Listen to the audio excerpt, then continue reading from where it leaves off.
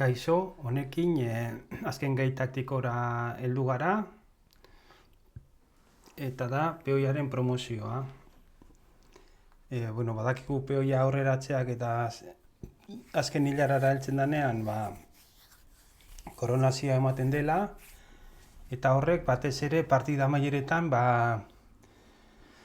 golpe taktiko interesgarriak ekartzen ditu. Dana dela, askotan joko hain aurreratua ez dagoenean ere posibilitate taktikoak ematen ditu. Gai taktikoa ikusteko lehenengo adibidea hemen dugu. Ikusten dugunez peoi zuria oso gertu dago, baina era berean badirudi pieza beltz nahiko dagoela peoi hori geratzeko, ez ba? Ez da horrela izango. Dama C8 eraman da, jake ematen dugu, eta beltzek duten aukera bakarra da, errege H7 eramate eta ontserantxe aurreratxo gau ikusi dugu, zelan erregea H7an apurtxo bat urrun geratzen den. Orduan esan liteke erregea beltza aldendu dugula, orain bidea zabalduko diogu peoiari. Eta zeheratan, barregina dorragatik sakrifikatuz edo aldatuz. Hemen beltzek erregina ez badute jaten, zuzenean dorre bat gutxiagorekin geratuko dira. Beraz, erregina janda gero zer gertatzen da? Peoiak pauso bat ematen duela, eta beltzak ez direla izango peoi hori geratzeko kabazak. Erregea hemen balego, beltzek jan ahalko lukete F7ko peoia, eta dorre zuriak erregina jan eta gero, errege baltzak dorra jango luke, eta beltzek bi peoi gehiagorekin abantaila izango lukete, baina lehenengo jokaldian errege beltza urrundu dugunez, orain beltzak ez dira kapazak peoiaren koronazioa geratzeko. Beraz, jokaldi honen izango litzateke dorrea peoiaren gatik ematea, bai zuzenean edo horrela. Eta ikusten da zuri dutela, abantaila bat, dorrea dute, bi peoiren truk. Posizio hau zuriek nahiko errez irabazi beharko lukete. Orduan gogoratu dezagun zelan izan den. Jake honekin, bi gauza lortzen ditugu, dala erregea apurtxo bat urruntzea, eta posibilitatzea eseiko dorrea jatea peoiari bidea zabalduz. Orduan esan du gauzela jokaldia, zuriek dorra jaten dute, beltzek erregina jan behar dute, eta orduan peoiak bidea libre du. Goazen bigarren adibidera.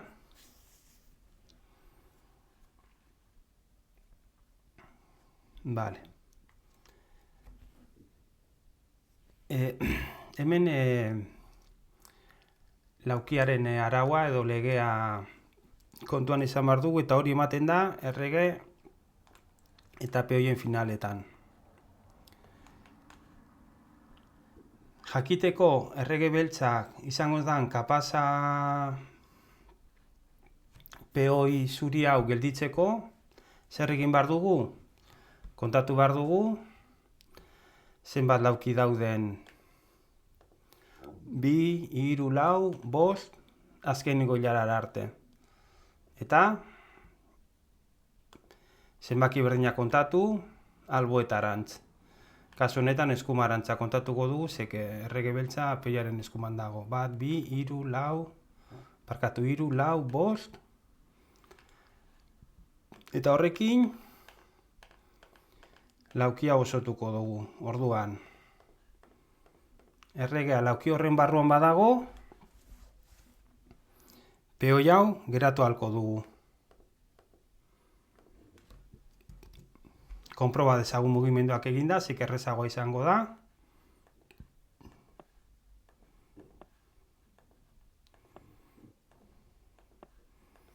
Eta erregeak lortu du, ez ba, peoia geratzea.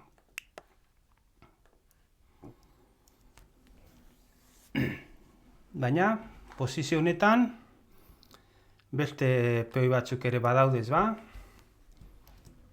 Orduan, zuriek lortu dezaketena da, erregaren bidea mostea. Eta ze eratan, ikusi ze jokaldirekin egiten den hori. Peoia aurreratzen dut. Beltzek ez badute peoia jaten, segituan koronatuko dute. Eta zer gertatzen da jaten badute, dala egin behar duten jokaldia, bidea oztopatzen diola erregari. Eta orain, ikusiko dugu, naiz eta lehen komentatu dudan laukiaren barruan egon, naiz eta lauki honen barruan egon, oztopa izango duenez lauki honetan, ez da izango kapasa peoia gelditzeko. Beraz, karratuaren edo laukiaren legea aplikatzeerako orduan, beti ikusi behar dugu bidea libre dugun. Orduan konproba dezagun. Peoia horra doa, errega hurbiltzen da, eta guk orain beharko genukena da, lauki horretara joatea, baina ez dugu biden zuzena. Beraz, orain, ez gara peoia geratzera heltzen. Beraz, kasu honetan, jokaldi hau eginez, zuriek partida irabaztea lortu dute.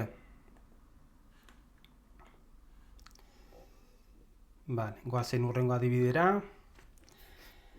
Hemen zurien txanda da, eta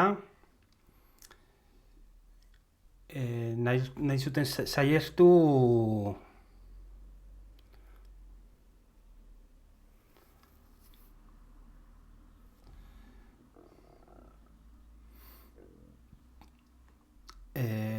mehatxu parkatu,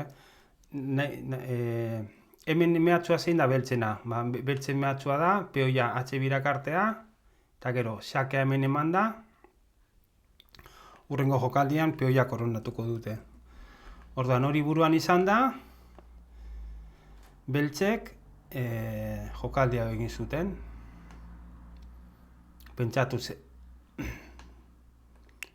erreginak aldatzen badira, erregea peoia gelditzera iristen da, ez ba?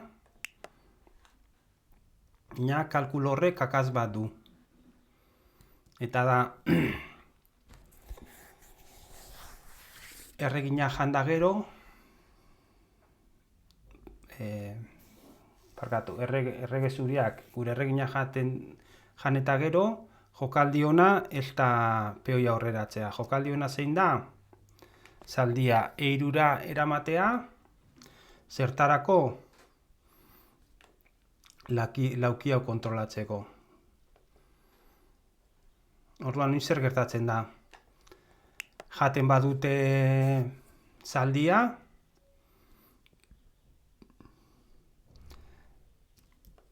erregea, 3, 1, 2, 3, ez dago lauki honen barruan. Beraz, ez da iritsiko peoia geratzera. Konproba dezagun. Ikusi dugu, ez dala peoia geratzera iristen. Vale.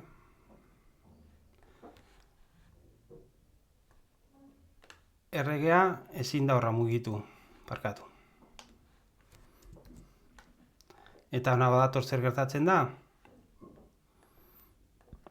H2 egin da, erregea ezin da G bira etorri zaldia dela eta G batera ere ez, peoia dagoelako, ez ba? Orduan, beltzek urrengo jokaldian peoia koronatu ahal izango dute. Orduan, zaldia E3 mugitzeak, den helburua zein da lauki hau kontrolatzea. Peoia aurrerantza joan aldadin. Bardin digu zuriek zaldi beltza jaten badute, zeren eta orduan erregea ez da peoia geratzera heltzen. Hemen, bi gai taktiko datoz batera, eta da, peoiaren promozioaren mehatxua izan da,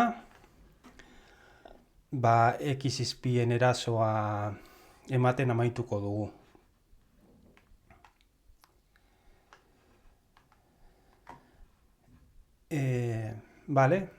Hemen, dorre hau ez balego, dorre hau ez balego, gu nahi duguna da, peoia hauetako bat koronatzera iristea, ez ba? Orduan,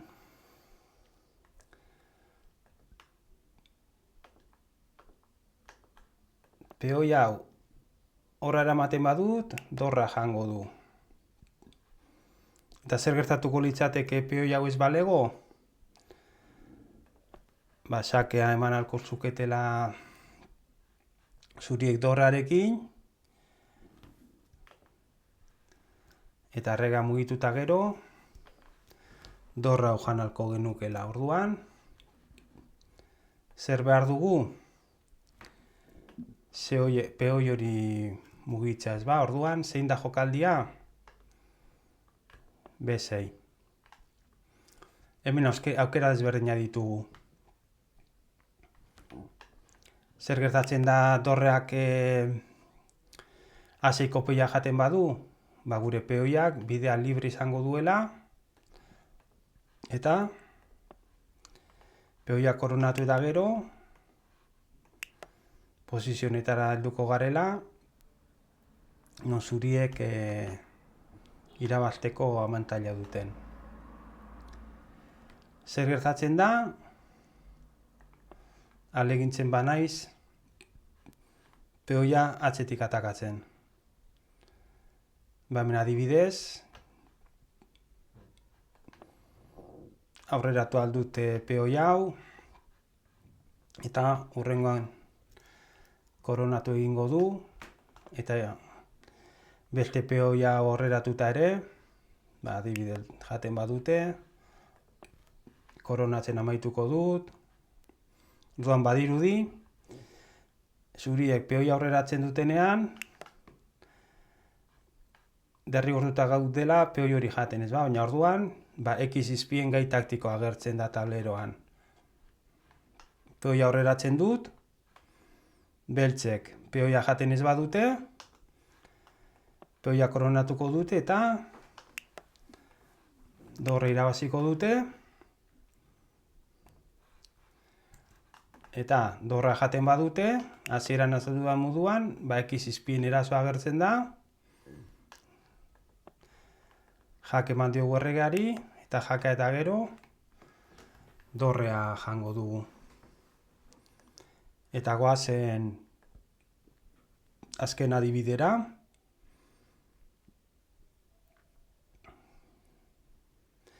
Adibide honetan ere adin egon behar gara. Eta bi gauza daude hemen garrantzitsuak. Bata da, erregina dagoela diagonal horreta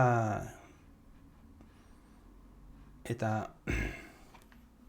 diagonal horretan mantendu behar dugulak bat laukia kontrolatzeko. Zergatik?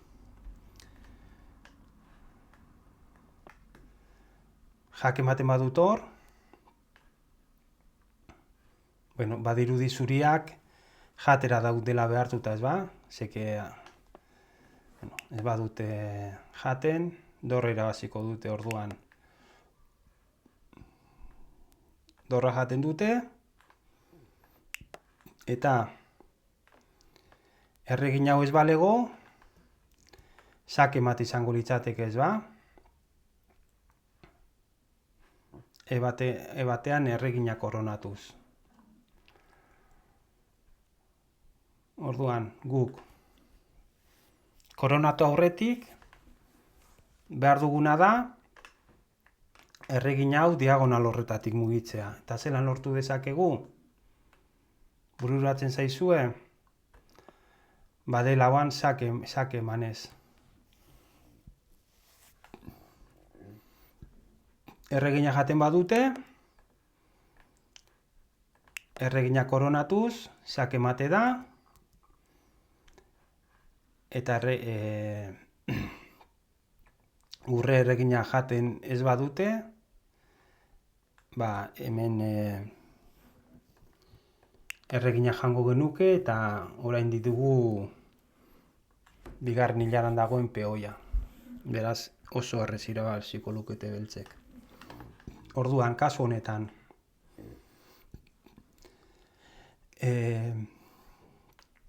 peoia koronatzeko mehatxua sortu ondoren,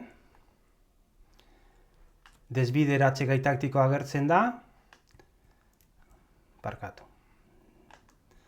desbideratze gai taktikoa agertzen da,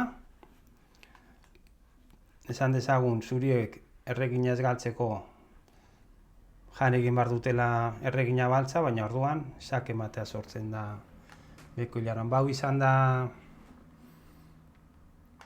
peoiaren promozioaren kin zerikusia duten adibideak hauek izan dira. Bueno, honekin amaitzen dugu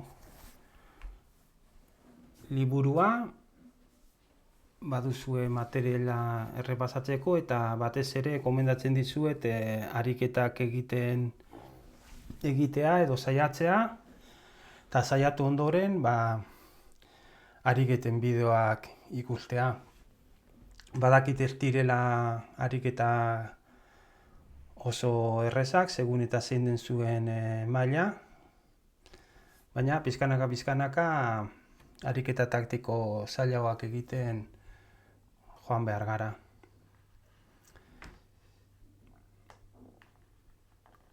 Hau izan da dana.